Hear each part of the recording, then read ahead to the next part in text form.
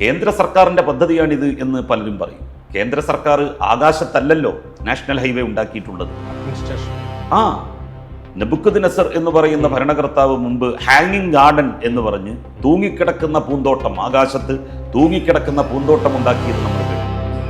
കേന്ദ്ര സർക്കാർ അങ്ങനെ ഒരു ഹാങ്ങിങ് നാഷണൽ ഹൈവേ ആണ് ഉണ്ടാക്കിയിരുന്നതെങ്കിൽ തീർച്ചയായിട്ടും കേന്ദ്ര സർക്കാരിന് അതിൻ്റെ പൂർണ്ണമായിട്ടുള്ള ക്രെഡിറ്റ് അവകാശപ്പെടാമായിരുന്നു. പണമില്ലാത്തത് കൊണ്ടല്ലല്ലോ ദേശീയപാത നമ്മുടെ സംസ്ഥാനത്ത് ഇതുവരെ നടക്കാതെ പോയത്. സ്ഥലം ഏറ്റെടുത്തു കൊടുക്കാൻ സംസ്ഥാന സർക്കാരിന് സാധ്യമാകാതെ പോയതുകൊണ്ടാണ്. എന്നാൽ ഒന്നും രണ്ടും പിണറായി സർക്കാരുകൾ അതിൽ നിന്ന് ഭിന്നമായി സ്ഥലം 2000 ഏക്കർ സ്ഥലം പൊന്നും വില കൊടുത്ത് ഏറ്റെടുത്ത് 6000 കോടി രൂപയാണ് അതിനുവേണ്ടി സംസ്ഥാന സർക്കാർ സ്ഥലവിലയിലേക്കായിട്ട് നൽകിയത്. വയനാട്ടിലെ പാവപ്പെട്ട മനുഷ്യർ, അവിടെ പ്രളയം ഒരു നാടിനെ തന്നെ ഇല്ലാതാക്കി.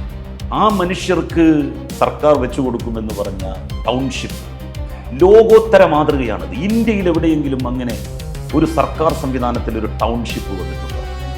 സമ്പന്നരായിട്ടുള്ള ആളുകൾ താമസിക്കുന്ന വില്ലകൾ പോലെ, വില്ല ടൗണുകൾ പോലെ അതിമനോഹരമായിട്ടുള്ള ഒരു പദ്ധതി 160 ഏക്കർ സ്ഥലത്ത് എല്ലാ സൗകര്യങ്ങളോടും കൂടി, ഗ്രൗണ്ട്, അതുപോലെ തന്നെ school, anganwadi, Maveli store, ration ഷോപ്പുകൾ, മാർക്കറ്റ്, കമ്മ്യൂണിറ്റി ഹാള്, കളിസ്ഥലം, ഫുട്ബോൾ ഗ്രൗണ്ട്, ചെറിയ ചെറിയ പാർക്കുകൾ, 10 വീടുകൾക്ക് ഒരു ചെറിയ പാർക്ക് എന്നുള്ള രൂപത്തിൽ ഒരു ടൗൺഷിപ്പ് കേരളത്തിൽ സമർപ്പിക്കാൻ വേണ്ടി സാധിച്ചു.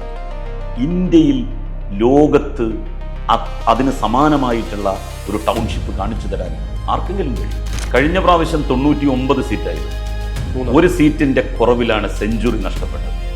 ഈ പ്രാവശ്യം സെഞ്ചുറി അടിക്കും രണ്ടാം പിണറായി സർക്കാർ. അത് നമുക്ക് കാത്തിരുന്ന് കാണാം. മുൻ മന്ത്രിയും തവന്നൂർ MLA-യുമായ ഡോക്ടർ KT ജലീൽ, മുഖവുര ആവശ്യമില്ലാത്ത രാഷ്ട്രീയ നേതാവ്, തെരഞ്ഞെടുപ്പ് അംഗത്തിനിറങ്ങുമ്പോൾ അദ്ദേഹത്തിന് പങ്കുവയ്ക്കാനുള്ള രാഷ്ട്രീയ കാഴ്ചപ്പാട്, വികസന കാഴ്ചപ്പാട് തുടങ്ങാം. നമസ്കാരം. നമസ്കാരം. എന്താണ് തവന്നൂരിലെ പ്രധാനമായും തെരഞ്ഞെടുപ്പിൽ ഉയർത്തിക്കാട്ടുന്ന വികസന പ്രവർത്തനങ്ങൾ നടത്തിയത്, ഇനി നടത്താൻ ഉദ്ദേശിക്കുന്നത്? കഴിഞ്ഞ 15 വർഷത്തിനിടയിൽ ഒരുപാട് വികസന പദ്ധതികൾ, വൻ വികസന പദ്ധതികൾ തവനൂരിൽ നടപ്പിലാക്കാൻ വേണ്ടി സാധിച്ചു. കിഫ്ബി മുഖേനയാണ് ഈ വൻ പദ്ധതികൾ മുഴുവൻ നടപ്പിലാക്കാൻ വേണ്ടി കഴിഞ്ഞത്. മലപ്പുറം ജില്ലയിലെ ഒരു ടൗണിന് കുറുകെയുള്ള ആദ്യത്തെ മേൽപ്പാലം എടപ്പാളിൽ നമ്മൾ യാഥാർത്ഥ്യമാക്കി. അതുപോലെ തന്നെ പുറത്തൂർ ഗ്രാമപഞ്ചായത്തിനെ ബന്ധിപ്പിക്കുന്ന തിരൂർ പുഴയ്ക്ക് കുറുകെയുള്ള നായർത്തോട് പാലം 64 കോടി രൂപ ചെലവഴിച്ചാണ് നിർമ്മാണം പൂർത്തിയാക്കി നാടിന് സമർപ്പിച്ചത്. ഏതാണ്ട് 1 കിലോമീറ്ററോളം നീളം വരുന്ന കോൾനിലത്തിലൂടെയുള്ള മറ്റൊരു പാലത്തിൻ്റെ പണി, ഒളമ്പക്കടവ് പാലം, കോലൊളമ്പിനെയും മാറഞ്ചേരിയെയും ബന്ധിപ്പിക്കുന്ന പാലമാണത്. അത് ടൂറിസം പ്രൊമോഷൻ കൂടി ലക്ഷ്യമാക്കി നിർമ്മിച്ചിട്ടുള്ളതാണ്. അതിൻ്റെ പണി ഏതാണ്ട് അന്തിമഘട്ടത്തിലേക്ക് നീങ്ങുകയാണ്. തിരുനാവായ തവനൂർ പാലത്തിൻ്റെ നിർമ്മാണം ഉടൻ തന്നെ ആരംഭിക്കും. അത് ഏതാണ്ട് ഒരു 6 മാസം മുമ്പ് പണി തുടങ്ങേണ്ടതായിരുന്നു. പക്ഷേ മെട്രോ ശ്രീധരൻ ഹൈക്കോടതിയിൽ പോയിട്ട് ആ പാലം നിർമ്മാണവുമായി ബന്ധപ്പെട്ട് ഒരു സ്റ്റേ കൊണ്ടുവന്നു. അത് വെക്കേറ്റ് ചെയ്യാൻ കുറച്ച് സമയമെടുത്തു. അതിൻ്റെ നടപടിക്രമങ്ങൾ പൂർത്തിയായി വരികയാണ്. അതിനുള്ള പണം പാസ്സാക്കി, വർക്ക് ടെൻഡർ ചെയ്തു, സ്ഥലമേറ്റെടുത്തു, സ്ഥലമുടമകൾക്ക് പണം കൊടുത്തു, വർക്ക് എഗ്രിമെൻ്റ് വെച്ചു. ഊരാളുങ്കൽ കോൺട്രാക്ട് സൊസൈറ്റിയാണ് പ്രസ്തുത വർക്ക് എടുത്തിരിക്കുന്നത്. അതുപോലെ തന്നെ ചമ്രവട്ടം റെഗുലേറ്റർ കം ബ്രിഡ്ജിൻ്റെ ചോർച്ച നികത്തുന്ന പ്രവൃത്തിക്ക് ഏതാണ്ട് 34 കോടി രൂപയാണ് ഗവൺമെൻറ് അനുവദിച്ചത്. അതിൻ്റെ പ്രവൃത്തിയും അന്തിമഘട്ടത്തിലാണ്. സ്റ്റീൽ ഷീറ്റിൻ്റെ പൈലിംഗ് പൂർണ്ണമായി കഴിഞ്ഞു. ഇനി അതിൻ്റെ 2 ഭാഗത്തുമുള്ള കോൺക്രീറ്റ് മാത്രമാണ് നമുക്ക് തീരാനുള്ളത്. മെയ് മാസത്തോടുകൂടി നമുക്ക് അവിടെ ഷട്ടർ താഴ്ത്തി വെള്ളം കെട്ടി നിർത്താൻ വേണ്ടി സാധിക്കും എന്നാണ് ഇപ്പോൾ മനസ്സിലാക്കാൻ കഴിയുന്നത്. മൊത്തത്തിൽ എത്ര കോടി രൂപയുടെ പദ്ധതികൾ ആവിഷ്കരിച്ചു കഴിഞ്ഞു, നടപ്പാക്കി കഴിഞ്ഞു? ഏകദേശം 750 കോടിയിലധികം രൂപയുടെ പ്രവൃത്തികൾ. കഴിഞ്ഞ 5 വർഷമാണോ? കഴിഞ്ഞ 10 വർഷത്തിനിടയിൽ ഏകദേശം 1000 കോടിയിലധികം രൂപയുടെ പ്രവൃത്തികൾ നമുക്ക് നമ്മുടെ നിയോജക മണ്ഡലത്തിൻ്റെ വിവിധ ഭാഗങ്ങളിൽ, സ്കൂളുകൾക്ക്, ആശുപത്രികൾക്ക്, പാലങ്ങൾക്ക്, റോഡുകളുടെ പുനരുദ്ധാരണത്തിന്, മുഴുവൻ PWD റോഡുകളും റബ്ബറൈസ് ചെയ്യുന്നതിന്,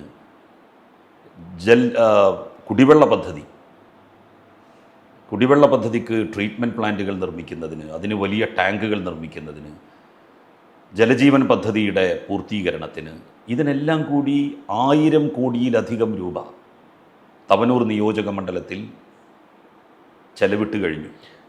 വീണ്ടും ജനങ്ങളെ അഭിമുഖീകരിക്കുമ്പോൾ ഒരു സിറ്റിംഗ് MLA എന്ന നിലയിൽ അടുത്ത 5 വർഷം മുന്നോട്ട് വയ്ക്കുന്ന വികസന പദ്ധതി ഇപ്പോൾ തീരദേശ ഹൈവേ, ആ തീരദേശ ഹൈവേക്ക് 51 കോടി രൂപയാണ് എൻ്റെ നിയോജക മണ്ഡലത്തിൻ്റെ ഭാഗം മാത്രം വീതി കൂട്ടി റബ്ബറൈസ് ചെയ്യുന്നതിന് വേണ്ടിയിട്ട് വിനിയോഗിച്ചത്.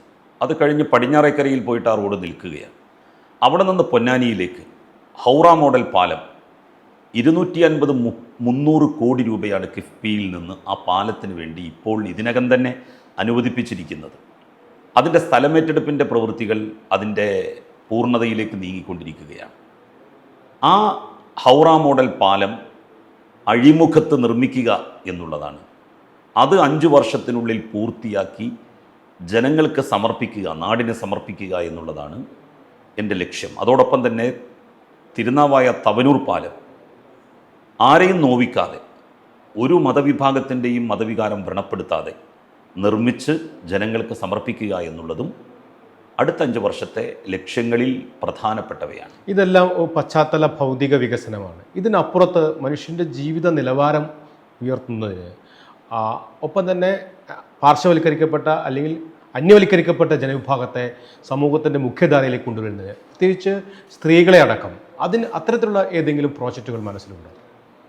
കഴിഞ്ഞ ടേമിൽ തന്നെ അസാപ്പിൻ്റെ ഒരു കമ്മ്യൂണിറ്റി സ്കിൽ പാർക്ക് 16 കോടി രൂപ ചെലവിട്ടുകൊണ്ടാണ് തവനൂരിൽ നിർമ്മിച്ചിട്ടുള്ളത്, മിനി പമ്പക്കടുത്ത്. അവിടെ നിന്ന് വിവിധ കോഴ്സുകൾ പഠിച്ച 1500ഓളം ആളുകൾക്ക് ഈ സ്കിൽ പാർക്ക് നിലവിൽ വന്ന് 3 വർഷത്തിനിടയിൽ വിവിധ കമ്പനികളിൽ ജോലി വാങ്ങിക്കൊടുക്കാൻ വേണ്ടി സാധിച്ചു. പ്ലേസ്മെൻറ്റ് അവർക്ക് നൽകിക്കഴിഞ്ഞു. ഗൾഫ് നാടുകളിൽ പ്രവർത്തിക്കുന്ന വിവിധ കമ്പനികൾ ഈ സ്കിൽ പാർക്കിൽ വന്നുകൊണ്ട് ആളുകളെ ഇൻ്റർവ്യൂ ചെയ്യുകയും റിക്രൂട്ട് ചെയ്യുകയും ചെയ്യുന്ന സ്ഥിതി വരെ ഇപ്പോൾ നിലവിലുണ്ട്. ന്യൂനപക്ഷ ജനവിഭാഗത്തിൽപ്പെടുന്ന കുട്ടികൾക്ക് PSC പരീക്ഷയ്ക്ക് അവരെ തയ്യാറെടുപ്പിക്കുന്നതിന് വേണ്ടി തവനൂർ നിയോജക മണ്ഡലത്തിലെ ആലത്തിയൂരിൽ ഒരു മൈനോറിറ്റി PSC കോച്ചിങ് സെൻറ്റർ ആരംഭിച്ചു. ആ സെൻറ്റർ മുഖേന ഒട്ടനവധി പിന്നോക്ക ന്യൂനപക്ഷ വിഭാഗങ്ങളിൽപ്പെടുന്ന കുട്ടികൾക്ക് സർക്കാർ ജോലി ലഭിച്ചു. ഇപ്പോൾ എൻ്റെ കൂടെ എൻ്റെ ഗൺമാനായിട്ട് ജോലി ചെയ്യുന്ന നൗഫൽ എന്ന് പറയുന്ന കുട്ടി, അവൻ പോലീസിലാണ് കയറിയത്. അവന് പോലീസ് സ്റ്റേഷനിൽ സെലക്ഷൻ കിട്ടിയത് ആലത്തിയൂരിലെ ഈ മൈനോറിറ്റി കോച്ചിങ് സെൻറ്ററിൽ പഠിച്ചിട്ടാണ്. അങ്ങനെ നിരവധി ആളുകൾ PSC കോച്ചിങ് പൂർത്തിയാക്കി ഈ സെൻറ്റർ ഉള്ളതുകൊണ്ട് മാത്രം സർക്കാർ ജോലിയിൽ പ്രവേശിച്ചു. കുടുംബശ്രീ അതുപോലെ തന്നെ SC/ST വിഭാഗങ്ങൾ അവരുടെ ക്ഷേമത്തിനും അവരുടെ വിദ്യാഭ്യാസപരമായ ഉന്നതിക്കും വേണ്ടിയാണ് IHRDയുടെ ഒരു കമ്പ്യൂട്ടർ സെൻറ്റർ തവനൂരിൽ നമ്മൾ തുടങ്ങി. അത് പണം അവർക്ക് കൊടുക്കുകയാണ്, സ്റ്റൈപ്പൻഡ് അവർക്ക് നൽകുകയാണ്, അല്ലാതെ പണം കൊടുത്തിട്ടല്ല അവർ പഠിക്കുന്നത്. കമ്പ്യൂട്ടർ കോഴ്സുകളൊക്കെ പഠിക്കാൻ ഭീമമായിട്ടുള്ള പണം ആവശ്യമാണ്. ഇത് പിന്നോക്ക ജനവിഭാഗങ്ങളിൽപ്പെടുന്ന SC/ST വിഭാഗങ്ങളിൽപ്പെടുന്ന കുട്ടികൾക്ക് സ്റ്റൈപ്പൻഡ് സർക്കാർ അങ്ങോട്ട് കൊടുത്തിട്ട് അവരെ പഠിപ്പിക്കുകയാണ്. ഇത്തരം സംവിധാനങ്ങളൊക്കെ തന്നെ നമുക്ക് ഈ കാലയളവിനുള്ളിൽ നടപ്പിലാക്കാൻ വേണ്ടി സാധിച്ചു. എൻ്റെ ഒരു ഡ്രീം പ്രൊജക്റ്റ് എന്ന് പറയുന്നത് നമ്മളുടെ നിയോജക മണ്ഡലത്തിലെ ഏറ്റവും ചുരുങ്ങിയത് ഒരു 500 SC/ST വിഭാഗത്തിൽപ്പെടുന്ന വിദ്യാസമ്പന്നരായ കുട്ടികൾക്ക് വിദേശ രാജ്യത്ത് ജോലി വാങ്ങിക്കൊടുക്കണം എന്നുള്ളതാണ്. കാരണം മൈഗ്രേഷനിലൂടെയാണ് നമ്മളുടെ നാട്ടിലെ എല്ലാ സമൂഹങ്ങളും സമുദായ ജനവിഭാഗങ്ങളും സാമ്പത്തികമായിട്ടുള്ള അഭിവൃദ്ധി നേടിയത്. സർക്കാരിൻ്റെ ആനുകൂല്യങ്ങൾ കൊണ്ട് മാത്രം ഒരു ജനതക്കും അത്യുന്നതി പ്രാപിക്കാൻ വേണ്ടി കഴിയില്ല. ഒരു നല്ല മെച്ചപ്പെട്ട വീടുണ്ടാക്കണമെങ്കിൽ അവർ ഒന്നുകിൽ ഇവിടെ സർക്കാർ ജീവനക്കാരനാവണം, അതല്ലെങ്കിൽ വലിയ ബിസിനസ്സുകാരാവണം, അതല്ലെങ്കിൽ ഗൾഫ് നാടുകളിൽ പോയി വിദേശ രാജ്യങ്ങളിൽ പോയി ജോലി ചെയ്യുന്നവരാവണം. SC വിഭാഗങ്ങളിൽ പെടുന്നവരിൽ വലിയ ബിസിനസ്സുകാരെന്ന് പറയുന്നത് ഉണ്ടാവില്ല എന്ന് തന്നെ നമുക്ക് വേണമെങ്കിൽ പറയാം. അവർക്ക് സ്വന്തമായിട്ട് എയ്ഡഡ് വിദ്യാഭ്യാസ സ്ഥാപനങ്ങൾ ഉണ്ടാക്കാൻ കഴിയാത്തതിൻ്റെ പരിമിതി തന്നെ 3 ഏക്കർ 5 ഏക്കർ സ്ഥലം പോയിട്ട് അവർക്ക് വീട് വെക്കാനുള്ള 5 സെൻറ്റ് സ്ഥലം മാത്രമാണ് അവരുടെ കയ്യിലുള്ളത്. അപ്പോൾ മറ്റുള്ള ജനവിഭാഗങ്ങളെ പോലെ തന്നെ ഇപ്പോൾ ഇവിടെയുള്ള മാപ്പിള കമ്മ്യൂണിറ്റി അവരും സാമ്പത്തികമായിട്ടും വിദ്യാഭ്യാസപരമായിട്ടും ഒക്കെ ഒരു കാലത്ത് SC വിഭാഗത്തിൻ്റെ അതേ ലെവലിൽ നിന്നിരുന്നവരാണ്. അതിൽ നിന്നവർക്ക് മുക്തി ഉണ്ടായത് അവർ ഗൾഫ് നാടുകളിലേക്ക്, മധ്യപൂരസ്ഥ രാജ്യങ്ങളിലേക്ക് ജോലി ആവശ്യാർത്ഥം മൈഗ്രേറ്റ് ചെയ്ത് പോയതുകൊണ്ടാണ്. അപ്പം മൈഗ്രേഷന് താല്പര്യമില്ലാത്ത ഒരു ജനതക്ക് സാമ്പത്തികമായിട്ടുള്ള അഭിവൃദ്ധി അസാധ്യമാണ്, സാമ്പത്തികമായി ഉന്നമനം അസാധ്യമാണ് എന്നാണ് ഇത് തെളിയിക്കുന്നത്. അതുകൊണ്ട് തന്നെ ഞാൻ ലക്ഷ്യമിടുന്നത് അടുത്ത 5 വർഷത്തിനുള്ളിൽ ഏറ്റവും ചുരുങ്ങിയത് 500 SC കുടുംബങ്ങളിൽ നിന്ന് 500 പേരെ, വിദ്യാസമ്പന്നരായ ആൺപെൺ വ്യത്യാസമില്ലാതെ 500 പേരെ വിദേശ രാജ്യങ്ങളിലേക്ക് പറഞ്ഞയക്കുകയും അവരുടെ ആ 500 കുടുംബത്തെ പൂർണ്ണമായും അവരിന്ന് അനുഭവിച്ചു കൊണ്ടിരിക്കുന്ന സാമ്പത്തിക പ്രയാസങ്ങളിൽ നിന്ന് കരകയറ്റുകയും ചെയ്യുക എന്നുള്ളതാണ്. ഇതിപ്പോൾ നമ്മുടെ മണ്ഡലത്തിൻ്റെ വികസനവുമായി ബന്ധപ്പെട്ട കാഴ്ചപ്പാടുകളാണ് പങ്കുവച്ചത്.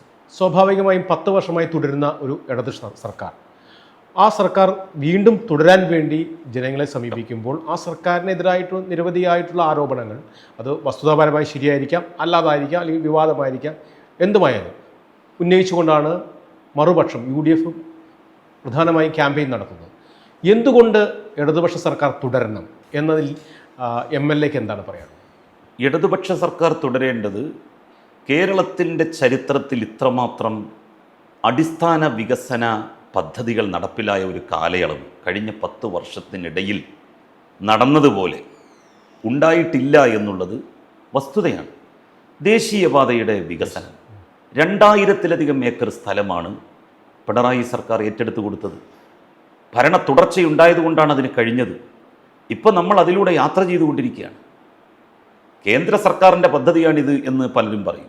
കേന്ദ്ര സർക്കാർ ആകാശത്തല്ലല്ലോ നാഷണൽ ഹൈവേ ഉണ്ടാക്കിയിട്ടുള്ളത്. അഡ്മിനിസ്ട്രേഷൻ നെബുക്കദ്നസർ എന്ന് പറയുന്ന ഭരണകർത്താവ് മുമ്പ് ഹാങ്ങിങ് ഗാർഡൻ എന്ന് പറഞ്ഞ് തൂങ്ങിക്കിടക്കുന്ന പൂന്തോട്ടം, ആകാശത്ത് തൂങ്ങിക്കിടക്കുന്ന പൂന്തോട്ടം ഉണ്ടാക്കിയത് നമ്മൾ കേട്ടിട്ടുണ്ട്. കേന്ദ്ര സർക്കാർ അങ്ങനെ ഒരു ഹാങ്ങിങ് നാഷണൽ ഹൈവേ ആണ് ഉണ്ടാക്കിയിരുന്നതെങ്കിൽ തീർച്ചയായിട്ടും കേന്ദ്ര സർക്കാരിന് അതിൻ്റെ പൂർണ്ണമായിട്ടുള്ള ക്രെഡിറ്റ് അവകാശപ്പെടാമായിരുന്നു. പണമില്ലാത്തത് കൊണ്ടല്ലല്ലോ ദേശീയപാത നമ്മളുടെ സംസ്ഥാനത്ത് ഇതുവരെ നടക്കാതെ പോയത്. സ്ഥലം ഏറ്റെടുത്തു കൊടുക്കാൻ സംസ്ഥാന സർക്കാരിന് സാധ്യമാകാതെ പോയതുകൊണ്ടാണ്. എന്നാൽ 1ഉം 2ഉം പിണറായി സർക്കാരുകൾ അതിൽ നിന്ന് ഭിന്നമായി സ്ഥലം 2000 ഏക്കർ സ്ഥലം പൊന്നും വില കൊടുത്ത് ഏറ്റെടുത്ത് 6000 കോടി രൂപയാണ് അതിനുവേണ്ടി സംസ്ഥാന സർക്കാർ സ്ഥലവിലയിലേക്കായിട്ട് നൽകിയത്. കേന്ദ്ര സർക്കാർ പറഞ്ഞു കേരളത്തിൽ സ്ഥലവില കൂടുതലാണ്, അതുകൊണ്ട് സ്ഥലവിലയുടെ 75% മാത്രമേ തങ്ങൾക്ക് വഹിക്കാൻ വേണ്ടി പറ്റുകയുള്ളൂ. ബാക്കി 25% സംസ്ഥാന സർക്കാർ വഹിക്കണം. ആ 25%മാണ് 6000-ഓളം കോടി രൂപ. ആ പണവും കൊടുത്തു. ഈ 2000 ഏക്കർ സ്ഥലം ഏറ്റെടുത്ത് നാഷണൽ ഹൈവേ അതോറിറ്റിക്ക് കൈമാറിയതിന് ശേഷമാണ് ദേശീയപാത വികസനത്തിൻ്റെ ആദ്യത്തെ ശില പാകപ്പെട്ടത്. ക്ഷേമ പെൻഷനുകൾ, അതുപോലെ തന്നെ വൈദ്യുതിയുടെ കാര്യത്തിൽ കേരളം സ്വയം പര്യാപ്തതയിലേക്ക് നീങ്ങുകയാണ്. Kochi Edamon power highway, electricity power highway ഏതാണ്ട് 400 കിലോമീറ്ററാണ് ആ വലിയ ലൈൻ വലിച്ചത്. 1 കിലോമീറ്റർ പോലും വലിക്കാൻ ഉമ്മൻചാണ്ടിയുടെ സർക്കാരിൻ്റെ കാലത്ത് കഴിഞ്ഞിരുന്ന. സുനാമി, പ്രളയം, ഒപ്പം തന്നെ